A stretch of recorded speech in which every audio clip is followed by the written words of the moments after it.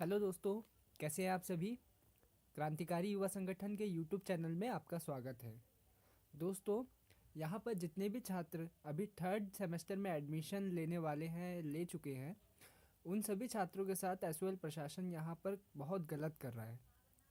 उन सभी छात्रों को बिना किसी सिलेबस, बिना किसी स्टडी मटेरियल और क्लास के एग्ज़ाम लिया जा रहा है, और एग्ज़ाम की जो डेट है वो इतनी पास रखी जा रही है कि स्टडी मटेरियल इस बीच दे भी दिया जाए तो भी तैयारी का पूरा मौका नहीं मिल पाएगा। ये सवाल आप सभी एसओएल छात्रों के सामने है कि आप एसओएल में चल रही इसी तरीके की शिक्षा व्यवस्था को भी आगे जारी रखना चाहते हैं, या फिर इसके खिलाफ अपनी आवाज़ बुलंद करके अच्छी शिक्षा व्यवस्था को लाना चाहते हैं।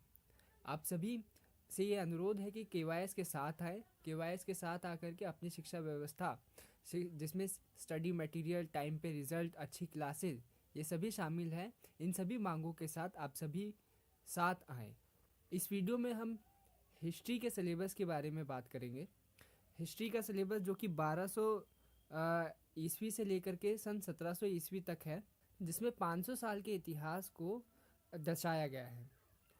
इसे 7 यूनिट में विभाजित किया गया है। इसमें पहला यूनिट है foundation and expansion, consolidation of सल्तनत ऑफ दिल्ली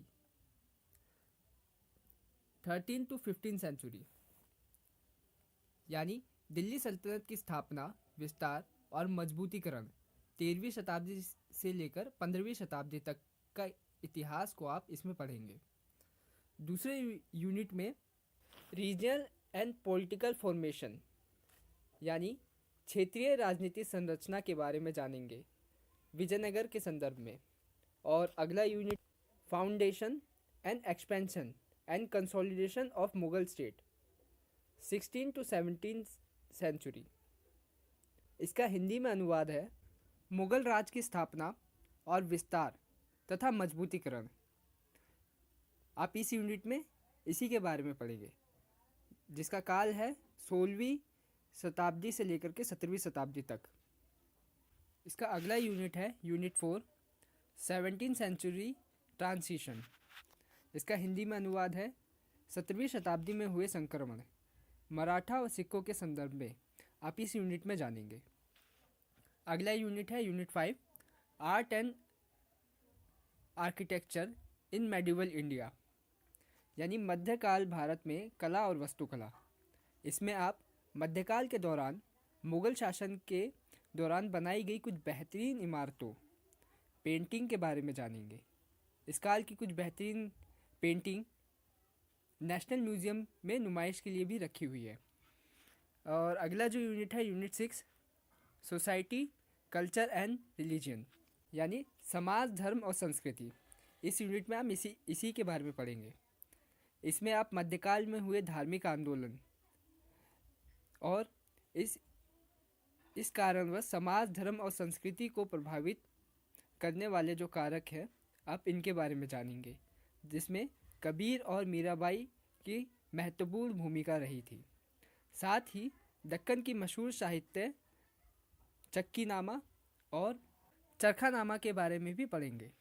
अगला यूनिट है economy and integrate pattern of exchange, यानी अर्थव्यवस्था और व्यापार के बारे में आप इस यूनिट के बारे में पढ़ेंगे। दोस्तों, एक और इसमें इसी पेज पर आपको ऊपर दिख रहा होगा ऑब्जेक्टिव एंड आउटकम। इसका मतलब है ऑब्जेक्टिव, यानी छात्रों को मेडिवल यानी मध्यकाल भारत के बारे में क्यों जानना चाहिए, इसका यहाँ पर उल्लेख किया गया है ऑब्जेक्टिव में। और आउटकम का मतलब है आप जब सिलेबस को पूरा पढ़ लेंगे तो आप क्या क्या चीज़ें को सीख पाएंगे। तो यहाँ पर ऑब्जेक्टिव और आउटकम का मतलब यहाँ पे ये है। इसके अलावा जब आप पेज को स्क्रॉल करेंगे तो हर यूनिट के हिसाब से कुछ इम्पोर्टेंट बुक यहाँ पर रेफरेंस के तौर पे दी गई हैं। इन रेफरेंस के माध्यम से भी आप अपने सिलेबस को बहुत अच्छी तरीके से समझ सकते हैं। पर यहाँ पर एसओएल ने इतना समय ही आप लोगों के पास नहीं छोड़ा जो कि रेफरेंस पढ़ने लायक हो पाता। दोस्तों, इस वीडियो में आपके सिलेबस से जुड़ी हुई सिर्फ इतनी ही जानकारी थी। आपको वीडियो पसंद आए तो आप लाइक ज़रूर करें और चैनल को सब्सक्राइब ज़रूर करें ताकि आने वाली वीडियो की जानकारी आप तक सबसे पहले पहुंच सके। शुक्रिया।